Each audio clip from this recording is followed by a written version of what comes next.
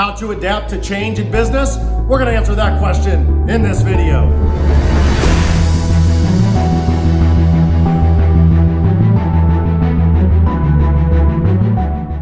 Okay, let's rock and roll. Let's talk about changing, adapting in business. One thing to know for certain is that change is always going to happen in business, and it's your job to adapt to it. And here's what you got to do.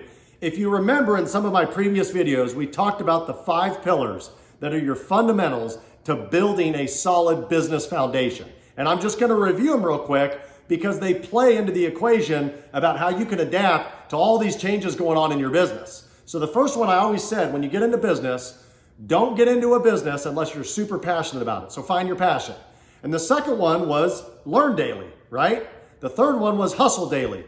Push hard. No matter how hard it gets, you just keep going and you work long hours, whatever it takes. It doesn't matter.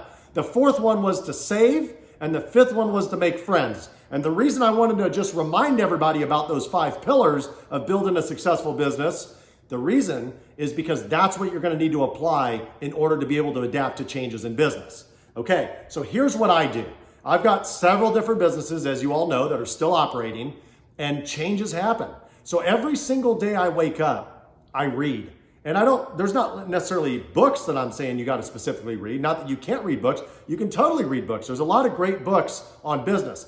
I'm talking about I read articles specific to the business that I'm in, to the industry that I'm in.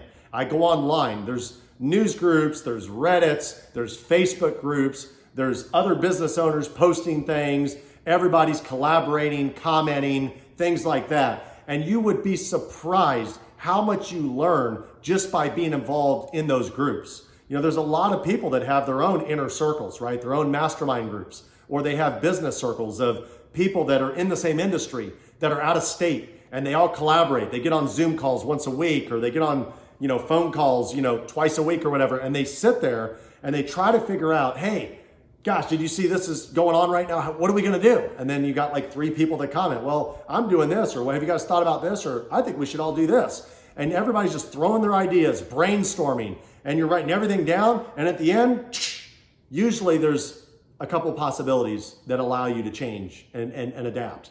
And so in business, just like in life, you have to basically become a chameleon.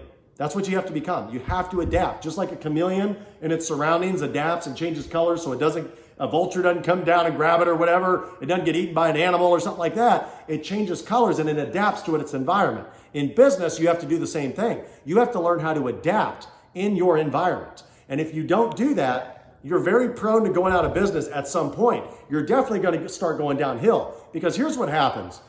In most businesses, at some point in time, there were people that were first to market. They thought about the idea first, they opened up that business, and then a bunch of people copied it and followed suit. And usually the early people to market, you don't have to necessarily be the first, but if you're one of the early adopters, those people make the meat of the money for that industry, whatever it may be. It could be in the gold business, it could be in the electronic cigarette business, it could be in the entertainment business like I have, like an escape room or axe throwing or whatever. The earlier you opened up, the more money there was to be made because it was new, it was fresh, it was exciting, right? And things like that.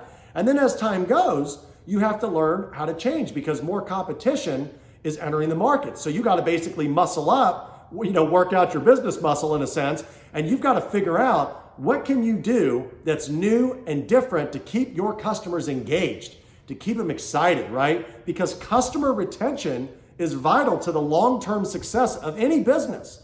You don't want to just work hard to get a customer in, and they come in, they spend some money, they leave, and they never come back. Well, that might help you today and for this month's numbers, and you made some money.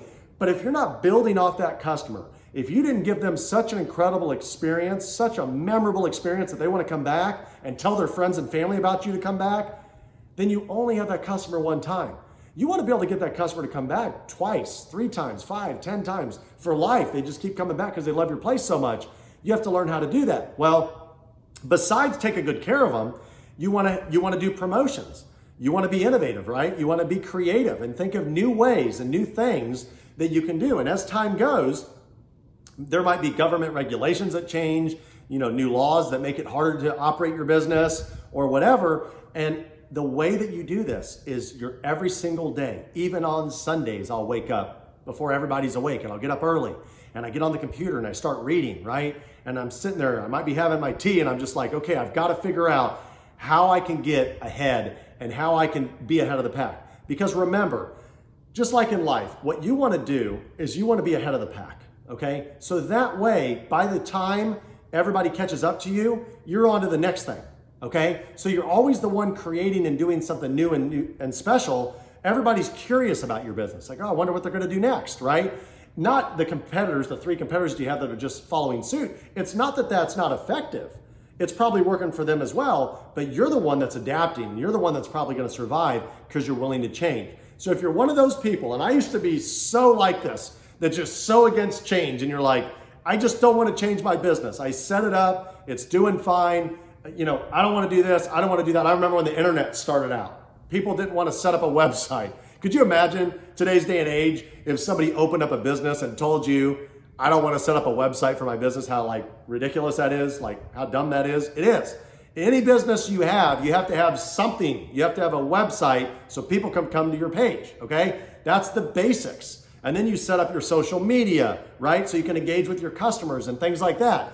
So you have to understand that if you're not willing to make changes, like 25 years ago, when a website became the new change, getting on the internet, getting an email address was the new change. It sounds ridiculous. It was. Then getting a cell phone was a new change. Before that, it was actually pagers, okay? Each of these steps in business were vital to being ahead of the pack and keeping up, right? Getting a computer. Back then, I mean, if you see the old movies, some of the 80s and 90s movies, you see these old monitors that are like this big, you know, and these computers with these floppy disks, you know, that you would put in, and the computer would take forever to load up. Well, the businesses back then that had computers, now some of them are some of the most successful ones because they were always keeping up with the tech and the websites and online and whatever was next. And you know, now you're starting to see things like cryptocurrency enter the market, right? So maybe that's the new money system. So have you educated yourself on cryptocurrency? You know, maybe you're being stubborn. Maybe you're saying, oh, it's garbage, it's crap. Well, why would you say that? You don't know anything about it. How could you possibly even say good or bad about it if you haven't taken the time to educate yourself? It's like that with anything. Most people, when they don't know something about anything, when they want to be a critic, they have something negative to say, and it's only because they don't understand it. But once they fully understand it, there's that aha moment. It's, I see what you mean. Okay, all right, that might work out. So you got to be willing to adapt. All the early adopters make the massive amounts of money in the world, and people say, God, they're so lucky. Well, yeah, are they lucky, or were they just better prepared? Were they learning more? Were they more excited to learn and adapt to change?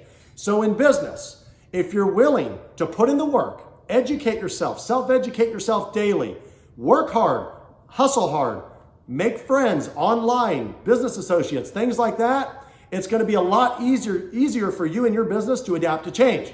Okay, everybody, so I hope this video has been helpful. If you liked it, please like it. Please feel free to comment. I'd love to hear your comments. And don't forget to subscribe. That way you can get a video, an email every time I do a video. So remember, in business, it's never going to be easy. Every single time you run into a rut or a tough time, never quit. Push hard, keep pushing, and be the hustler.